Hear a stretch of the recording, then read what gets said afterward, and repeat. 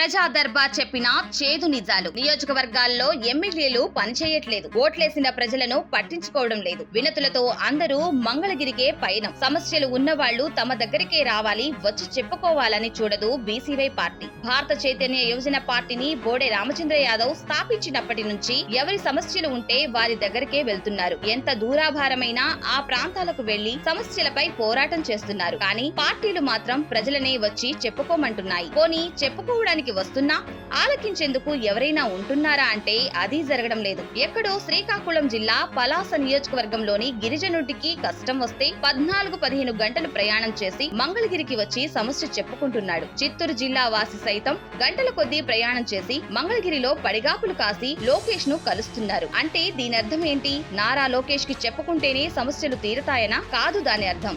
జిల్లాల్లో నియోజకవర్గ స్థాయిలో ప్రజల సమస్యలు తీర్చేంత తీరిక టీడీపీ ప్రజా ప్రతినిధులకు ఉండటం లేదని. మంగళగిరిలో నారా లోకేష్ చేపట్టిన ప్రజా దర్బార్ కు ఏకంగా 4-5 వేల మంది వచ్చారు. తన నియోజకవర్గంలో ఇంతమందికి కష్టాలు ఉన్నాయా అని ఆశ్చర్యపోయారు. తీరా చూస్తే రాష్ట్ర నలుమూలల నుంచి వినతులు పట్టుకుని వచ్చారు. ఒక విధంగా నియోజకవర్గాల్లో ఎమ్మెల్యేలు, టీడీపీ ఇన్ఛార్జీలు పనిచేయడం లేదని చెబుతుంది ఈ సంఘటన. పార్టీ ఆఫీసులలో ప్రజా దర్బార్ నడవాల్సిందేనని ఆదేశాలిస్తే ఎవరూ పట్టించుకోకపోవడంపై ఆగ్రహం వ్యక్తం చేశారు లోకేష్. ఒక విధంగా పార్టీ కార్యక్రమాలను నేతలు సీరియస్ గా తీసుకోకపోవడం లేదని దీని అర్థం. వైసీపీ మాదిరిగానే టీడీపీ కూడా గెలిచిన తర్వాత ప్రజలను పట్టించుకోవడం లేదని లోకేష్ ప్రజా దర్బార్ ను డీకోడ్ చేస్తే అదే కనిపిస్తుంది. తమది మంచి ప్రభుత్వం అని లేని బ్రాండ్ తగిలించుకుంది. కానీ క్షేత్రస్థాయిలో పరిస్థితి మరోలా ఉంది. ఎక్కడి సమస్యలు అక్కడే ఉన్నాయి. పేదలను పట్టించుకునే పరిస్థితి లేదు. గ్రౌండ్ లెవెల్ రియాలిటీ చెబుతున్నది ఇదే.